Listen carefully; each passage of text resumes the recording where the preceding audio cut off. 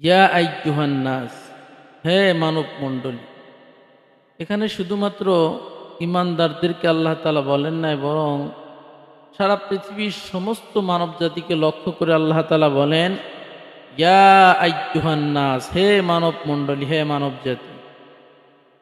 কুলু মিম্মা ফিল আরদি হালালান তাইয়্যিবা, পৃথিবীর বুকে যা হালাল আছে, যা পুত পবিত্র, তা থেকে তোমরা ভক্ষণ করো।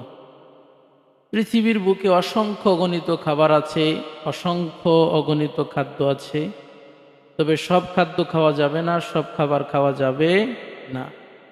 আল্লাহ বলেন যে আদম সন্তান একটি খাবার ভক্ষণ করার পূর্বে তাকে দুটি বিষয় খেয়াল রাখতে হবে।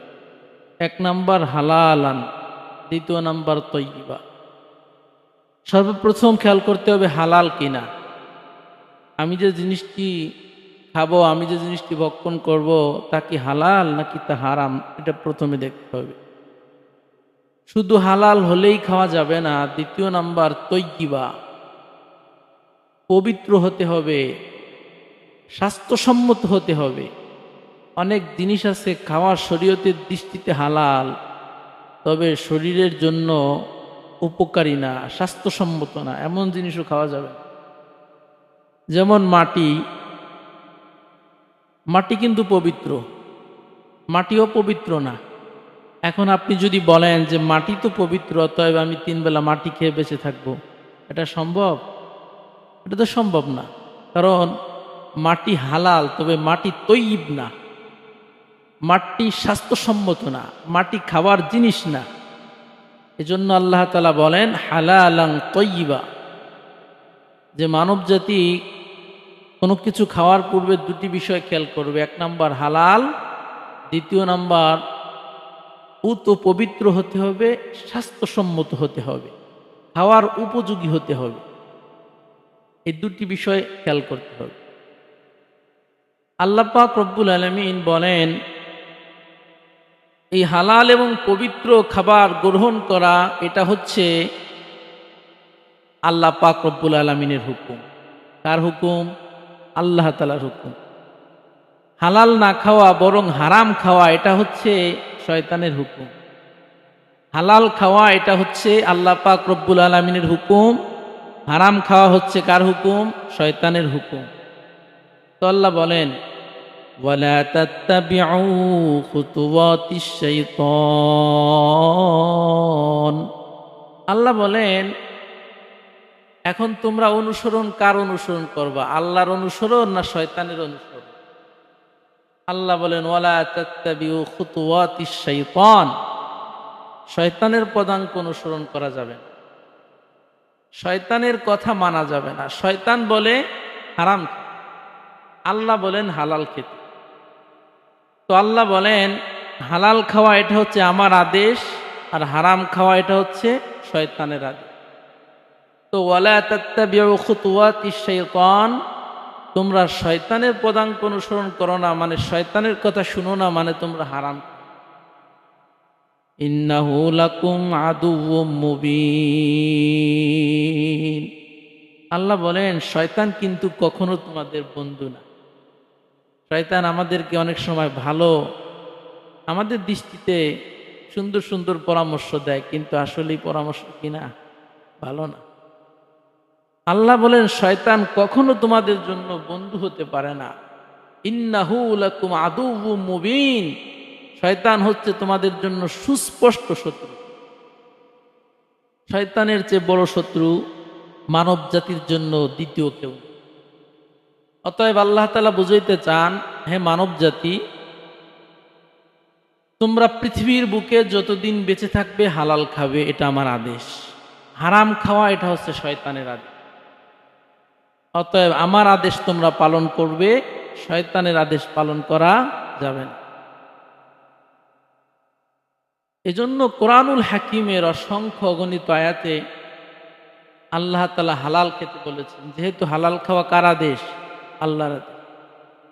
অন্য এক আয়াতে কারিমার ভিতর আল্লাহ বলেন ফাকুলু মিম্মা রাযাকনাকুম হালালান তাইয়্যিবা,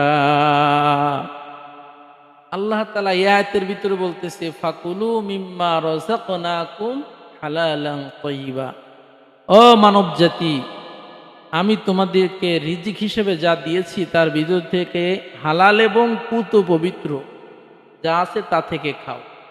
কুলু, তোমরা বক্ষণ করো, মিম্মা রাযাকনাকুম, যা আমি তোমাদেরকে রিজিক হিসেবে প্রদান করেছি, হালালান তাইয়্যিবা, শর্ত এক নাম্বার হালাল হতে হবে, দ্বিতীয় নাম্বার পুত পবিত্র হতে হবে, স্বাস্থ্যসম্মত হতে হবে। ওয়াশকুরু নি'মাতাল্লাহি ইন কুনতুম ইয়াহু তা'বুদুন। আল্লাহ বলেন, যদি হালাল খাওয়ার সুযোগ পাও তাহলে আল্লাহ তাআলা শুকরিয়া আদায় করতে হবে। কারণ হালাল খাওয়ার সুযোগ সবাই পায় না। বর্তমান প্রেক্ষাপটে অধিকাংশ মানুষ হারামের সাথে জড়িত। এই জন্য আল্লাহ বলেন যে হালাল খাওয়া যেহেতু আমার আদেশ, তো আমার আদেশ তুমি পালন করতে পেরেছো, এজন্য শুকরিয়া আদায় করো। এজন্য আল্লাহ বলেন ওয়াশকুরু নি'মাতাল্লাহি ইন কুনতুম ইয়াহু তা'বুদুন। যদি তোমরা আল্লাহ তাআলার খাঁটি গোলাম হিসেবে নিজেকে পরিচয় দিতে চাও, যদি তুমি মনে করো তুমি আল্লাহ তাআলার খাঁটি গোলাম, আল্লাহ তাআলার প্রিয় বান্দা, তাহলে অবশ্যই তোমার হালাল খাওয়ার পরে শুকরিয়া আদায় করতে হবে, বলতে হবে আলহামদুলিল্লাহ। কারণ অসংখ্য অগণিত মানুষ হারামের ভিতরে লিপ্ত আছে। রব্বে কারিম আমাকে হালাল খাওয়ার সুযোগ দিয়েছে, অতএব এটা তো শুকরিয়া আদায় করার বিষয়। এজন্য অবশ্যই কি করতে হবে? শুকরিয়া আদায় করা। হারাম খেয়ে কিন্তু আবার শুকরিয়া আদায় করা যাবে না। কারণ এক তো হারাম খাওয়া অন্যায়, এরপরে যদি হারাম খেয়ে যদি শুকরিয়া আদায় করেন তাহলে অন্যায় কাজের উপরে শুকরিয়া আদায় করা হয়, এটা জায়েজ না, এটা হারাম। যেমনিভাবে দান করা সওয়াবের কাজ, হালাল সম্পদ থেকে দান করে সওয়াবের আশা রাখা অনেক বড় নেকির কাজ। এখন আপনি যদি হারাম সম্পদ, সুদের টাকা, ঘুষের টাকা আপনি দান করতেছেন আর যদি সওয়াবের নিয়ত করেন, আপনার কি সওয়াব হবে? গুনাহ হবে। হারাম টাকা দান করে সওয়াবের আশা করা যায় না। হ্যাঁ, শরীয়তের বিধান হারাম টাকা নিজে ব্যবহার করা যাবে না। তো কি করতে হবে? হারাম টাকা দান সৎকা করে দিতে হবে, তবে সওয়াবের আশায় নয়, সওয়াবের আশা ছাড়া, সওয়াবের নিয়ত ছাড়া। আল্লাহু আকবার। তাহলে সম্মানিত হাজিরিন, কোনটা হালাল কোনটা হারাম এটা কিন্তু স্পষ্ট। এটা অধিকাংশ মানুষ জানে যে কোনটা হালাল। এই সুদ খাওয়া হালাল না হারাম এটা জানে নাকি? সবাই তো জানে। ঘুষ খাওয়া হারাম এটা জানে নাকি? এরপরে চুরি করা, অন্যের সম্পদ আত্মসাৎ করা, এটা তো সবই হারাম, সবাই জানে। আল্লাহ বলেন আমি যেটাকে হালাল করেছি এটা সারা জীবন হালাল থাকবে, এটা জীবনও হারাম হবে না। আবার আমি যেটাকে হারাম করেছি সেটাকে তোমরা হাজার অজুহাত দাঁড় করাইলেও তা কি হবে না? হালাল হবে। অনেকে বলে যে হুজুর বর্তমান প্রেক্ষাপটে সুদ না খেয়ে বাঁচার কোনো উপায় নেই। কেন? সুদ না খেলে কি আপনি মারা যাবেন? তা হুজুর ঘুষ না দিলে চাকরি হয় না। বর্তমান প্রেক্ষাপটে ঘুষ ছাড়া কোনো কিছু হয় না, এই জন্য হুজুর কি করব? ঘুষ ছাড়া যেহেতু চাকরি হয় না, এই জন্য ঘুষ তো দিতেই হয়। কেন আপনারা কেউ রশি দিয়ে বেঁধে পিটাচ্ছে নাকি? তাই তোমার ঘুষ দিয়ে তোমার চাকরি নিতে হবে? আপনি তো নিজেই যাচ্ছেন, আপনি নিজেই ঘুষের টাকা দিয়ে এরপর আপনি নিজেই চাকরি গ্রহণ করতেছেন। আপনাকে তো কেউ প্রহার করতেছে না, আপনাকে কি কেউ রশি দিয়ে পিটে আপনাকে বাধ্য করতেছে যে ঘুষ দিয়ে কেন তুমি চাকরি নেবা না, তোমার চাকরি নিতেই হবে? এটা কি কেউ বলতেছে? তাহলে এটা আমরা কেন বলি যে হুজুর বর্তমান জামানায় ঘুষ ছাড়া চলে না? বর্তমান জামানায় ঘুষ ছাড়া চলে না। ঘুষের লেনদেন, সুদের লেনদেন না করলে হুজুর জীবন থাকবে না। কেন জীবন থাকবে না? কেন জীবন কি শেষ হয়ে যাব? কোন জিনিস আপনাকে বাধ্য করেছে যে আপনার ঘুষ খেতে হবে, আপনার সুদ খেতে হবে, আপনার ঘুষ দিতে হবে? আল্লাহ বলেন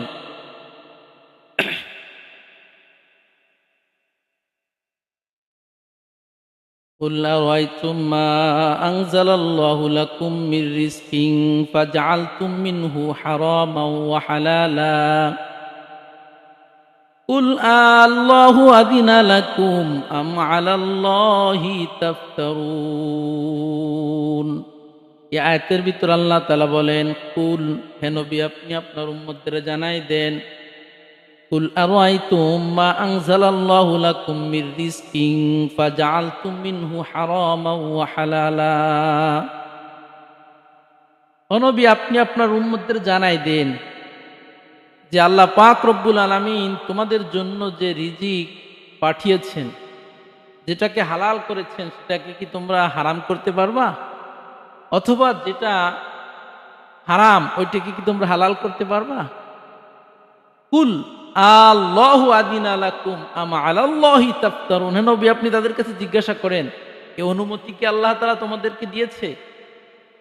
অর্থাৎ আল্লাহ তাআলা জানতে চায় যে আমি যে জিনিসটাকে হারাম করেছি, যেই সুদ ঘুষ আমি হারাম করেছি, এটাকে কি তোমরা হালাল করতে চাও? আরে আমাদের ব্যবহার যেমন, আমাদের আচরণ, এটা তো প্রমাণ করতেছে কেমন যেন সুদ এটা হালাল, ঘুষ এটা কেমন যেন হালাল, অবৈধ পন্থায় ইনকাম করা, উপার্জন করা এটা কেমন যেন হালাল, এটা আমাদের কাজে প্রমাণ করে দিচ্ছে। তো আল্লাহ তাআলা বলেন, আরে আমি যেটা হারাম করেছি এটাকে কি তোমরা হালাল করতে চাও? অথবা আমি যেটাকে হালাল করেছি এটাকে কি তোমরা হারাম করতে চাও? হ্যাঁ, ব্যবসা হালাল, আল্লাহ তো ব্যবসার আদেশ করেছেন, বরং পরামর্শ দিয়েছেন। বারবার আল্লাহ তাআলা বলছেন, فَإِذَا قُضِيَتِ الصَّلَاةُ فَانتَشِرُوا فِي الْأَرْضِ وَابْتَغُوا مِن فَضْلِ اللَّهِ। আল্লাহ বলেন, ও বান্দা আমি সবসময় তোমাদেরকে নামাজ পড়তে বলি, 24টা ঘন্টা মসজিদের ভিতরে পড়ে থাকবা, এই আদেশ আমি করি না। তুমি মসজিদে আসছো, নামাজ শেষ, ফান্তাশিরু ফিল আরদ, তোমরা জমিনে ছড়িয়ে পড়ো। এখানে জমিনে ছড়িয়ে আল্লাহ কেন পড়তে বলছে? তাফসীরের কিতাব বলে লিতিজারাতি ওয়া গায়রিহা, ব্যবসা বাণিজ্য মানে নিজ নিজ কর্মে তুমি লিপ্ত হয়ে যাও। ব্যবসা বাণিজ্যের কথা এখানে বলা হয়েছে।